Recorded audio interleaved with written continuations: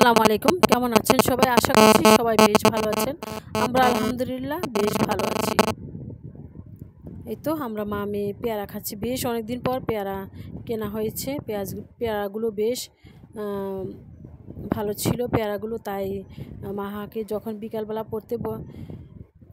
বিকালবেলা যখন পড়তে বসেছে তখন বলছে, মা আম্মু একটা পেয়ারা কেটে নিয়ে আসো। তাই আমি পেয়ারা কেটে নিয়ে আসছি।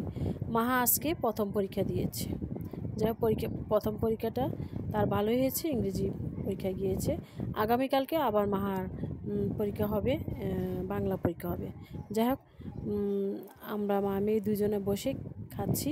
পেয়ারাটা বেশ ভালো লেগেছে। একটু লবণ একটু মরিচের চিটা দিয়ে আমরা খেয়ে নিচ্ছি ইনশাল্লাহ। এখন সময় বিকাল 5টা বিকাল 5টা। যাই হোক, যখন আমি পেয়ারা খেতে খেতে আমরা দুজন অনেক গল্প জুড়ে দিয়েছি। যাই হোক, মাহা কিছু বলছে, আমি কিছু বলছি, দুজনে বেশ সময় কাটছে। যাই হোক, পরের দিন সকালবেলা এই তো মাহার আজকে পরীক্ষা শুরু হয়েছে, তাই তাড়াহুড়া করে মাহার মাথাটা রেডি করে দিচ্ছি।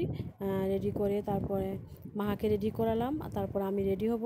খুব তাড়াহুড়া করে করছি, পরীক্ষা শুরু হবে 10টা থেকে। যাই হোক, আর এখন মাথাটা বাঁধা শেষ। এখন আমি দুই পাশে 2টা ক্লিপ লাগিয়ে দিয়ে আমি রেডি হয়ে যাব।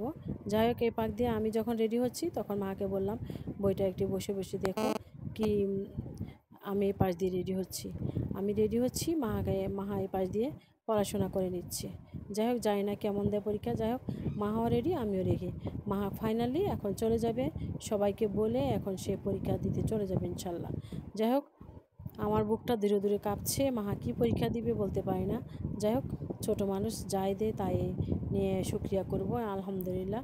তার নানুর সাথে কথা হয়েছে, এখন চলে যাবে বোনদের সাথে কথা বলে, তারপর ইনশাল্লাহ আমরা চলে যাব মা মেয়ে। যাই হোক, এই তো মাহা এখন সবার কাছ থেকে বলে কয়ে এখন চলে যাচ্ছে।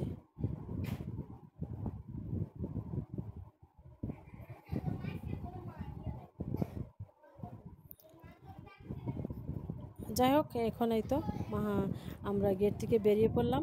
বেরিয়ে আমরা বেরিয়ে পড়লাম।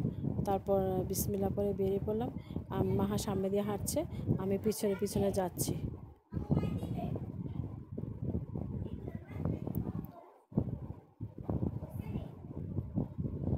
যাই হোক, সবাই ভালো থাকুন, সুস্থ থাকুন। আল্লাহ হাফেজ, আসসালামু আলাইকুম। আজ এখানে বিদায় নিয়ে নিচ্ছি। আল্লাহ হাফেজ।